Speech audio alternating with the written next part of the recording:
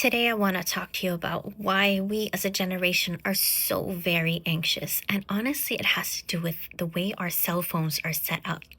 You see, a little known fact is that psychologists and therapists like me were consulted in creating the iPad and the iPhone. We needed to create something that was so addictive that would keep us glued to it and that would make us feel like a sense of panic if it wasn't with us and we weren't on top of it.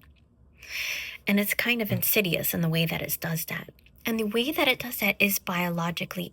Cell phones and iPhones and all of their notifications increase the cortisol pump in our bodies to keep us on edge, feeling stressed, high blood pressure, just like animals who are in a panic and having fear.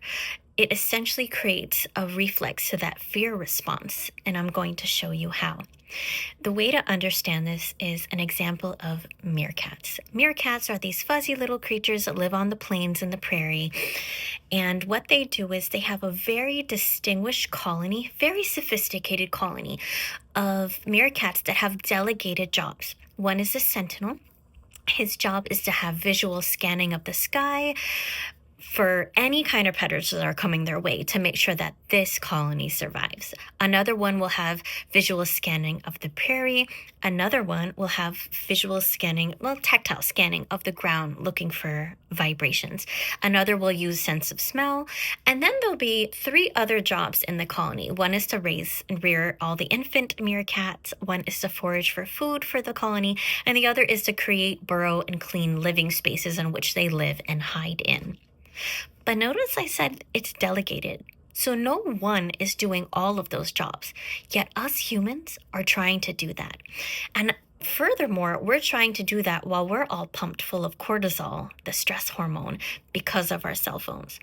Our cell phones reenact the fear response that protects animals when they're vulnerable to predators. It has visual tracking, visual scanning. We're looking at them for our notifications that pop up on the screen.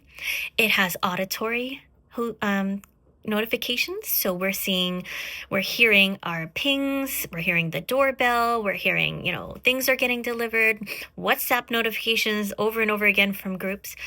We are also getting tactile, vibrating notifications when our phone vibrates for messages coming in, etc. Because it is doing this training, this actual training on our psyche, it is teaching us our survival is depending on our ability to respond to these notifications. It's the same biological tool that animals use to survive their predators, except ours not answering or paying attention to that notification on your phone is not going to result in death and destruction the way it does for the meerkats. But the scientists knew that. And so they created the iPhone to keep us glued to it, because if we're not, then we're going to miss something. If we're not, our cortisol is going to be pumped high and we're going to feel almost empty, naked, and without if it's not with us. And so it was designed to increase your sense of anxiety and depression. Otherwise, how would we function without it? So the solution is stillness. We are not meant to listen to every single notification that comes in. When we do that, we can't even pay attention to what's going on in our day. We can't have social interaction because our cognitive processing doesn't have the space to let anything else in if we're listening to these notifications. Did you ever wonder how sometimes you think you hear a notification or you thought you felt your phone vibrate, but you checked and it wasn't there? That's because it's not a one-to-one ratio. Our body sometimes will fire off those neurons and test, are we still responding well, even though no notifications are coming in? Because our quick reflexes are responsible for us surviving as a species.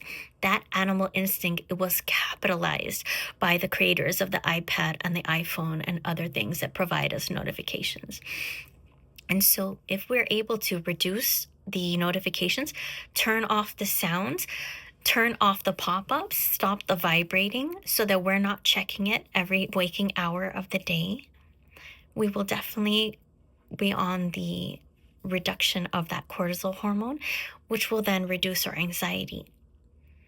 follow if you have some more tips on how we can reduce anxiety today.